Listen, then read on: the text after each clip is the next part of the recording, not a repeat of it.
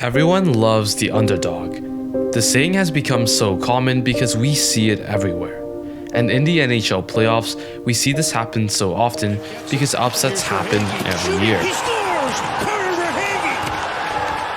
8:35 into overtime. Come playoff time, the 16 teams that make the postseason have a legitimate shot at winning the Stanley Cup.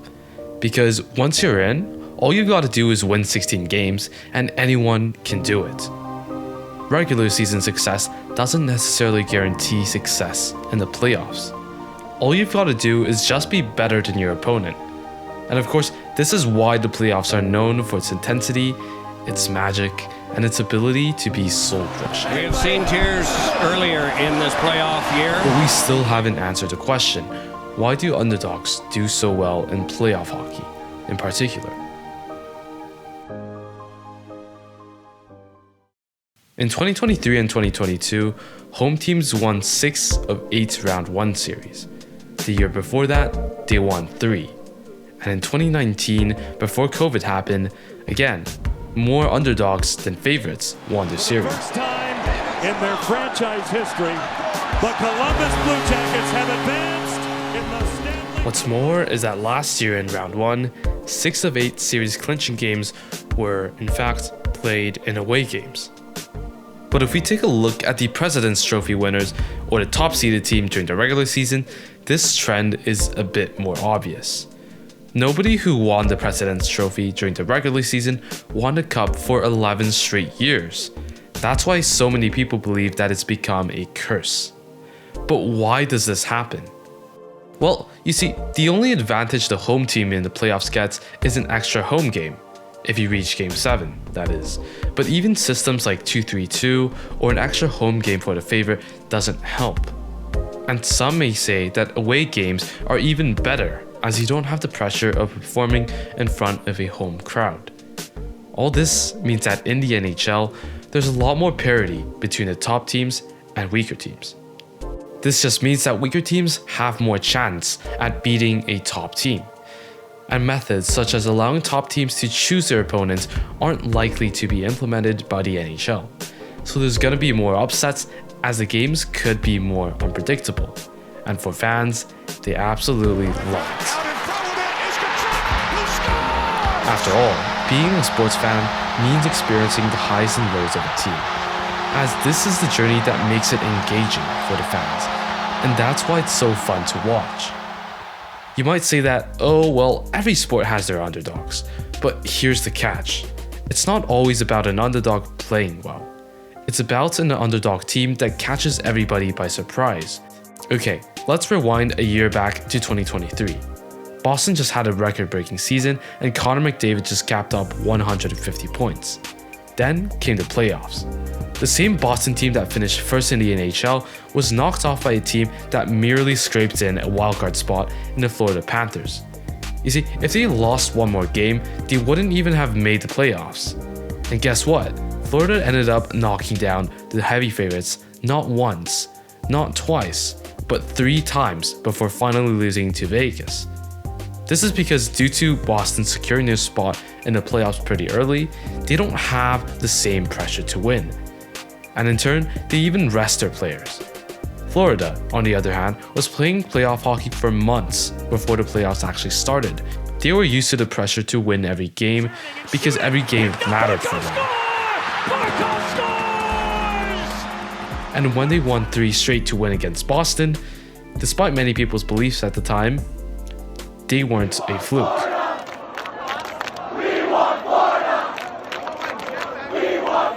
A few moments later. Get back! This is a 3-on-2 for Florida.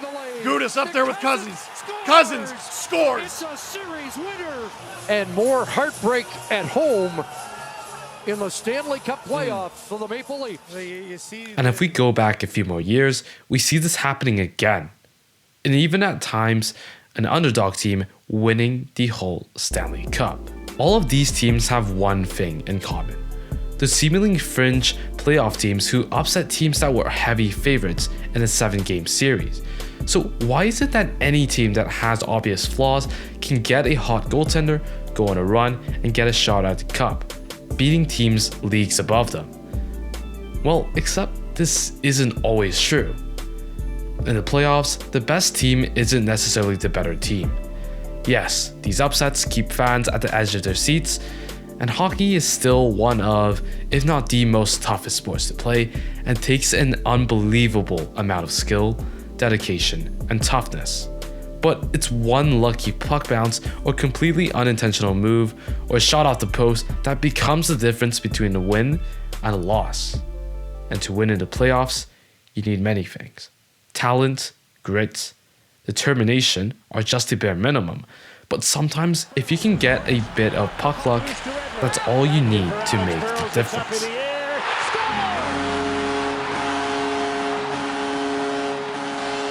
In a game where one lucky bounce can decide if you're going to the next round or starting a complete rebuild for your franchise.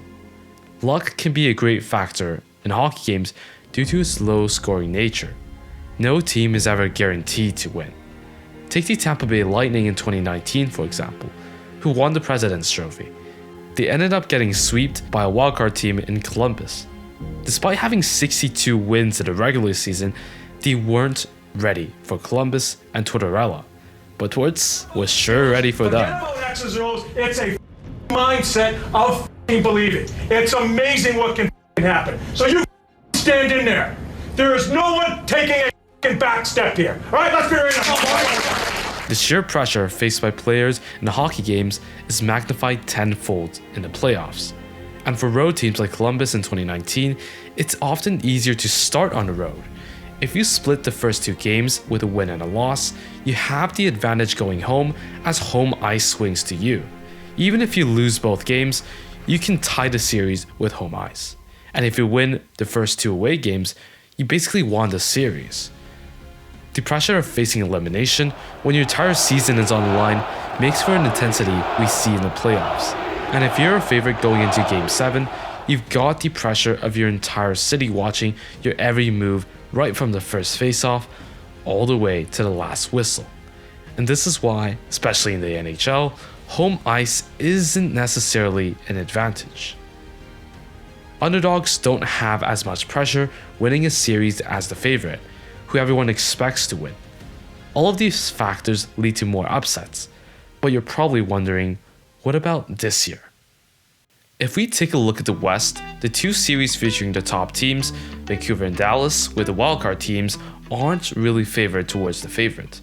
You see, despite Vancouver having the higher seed, winning the division, they're facing Nashville, a team that has gone 21-7-3 since the All-Star break, which is miles ahead of what Vancouver had, not to mention their insane point streak in that stretch.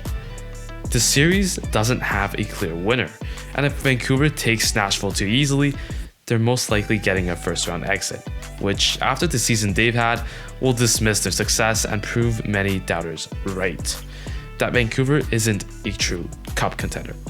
But who knows, if we see Bubble Demko along with the Canucks' best effort, this squad can prove anybody wrong and get a shot at winning the cup for the first time in franchise history. While most of the Canucks haven't really been experienced in the playoffs, acquisitions such as Lindholm and Zadorov will help boost their lineup along with depth pieces like Höglander and Joshua, who has been great all season long. And if we learned anything from previous years, it's that anybody can become a hero in the playoffs. For Dallas, it's the same story, to face the defending Cup champs in Vegas, who, despite being a road team, are seen as a favorite for the Cup. It's going to be a matchup fit for a conference final happening in round 1. While many people still pick Dallas as their favorite, Vegas has swept the Stars in their season series, and let's be honest, a fully healthy Vegas lineup will be a pain in the ass to play against, and this, plus the fact that they have the balls to abuse the LTIR every year, will likely mean an upset is very likely to happen. The other two matchups in the West are mostly pretty equal. The Avs and Jets will probably be a close matchup, while for the Kings, they've got to try to find a way to contain the Oilers. And with the defensive style of play, led by their infamous 1-3-1, may end in a surprising result. A cup contender being eliminated in the first round just proves how anybody can win if they play their best game. Over in the East, the Capitals just managed to squeeze in a wildcard spot and they're set to face the President's Trophy winning New York Rangers. This series is a classic David and Goliath situation where the favorite is clear.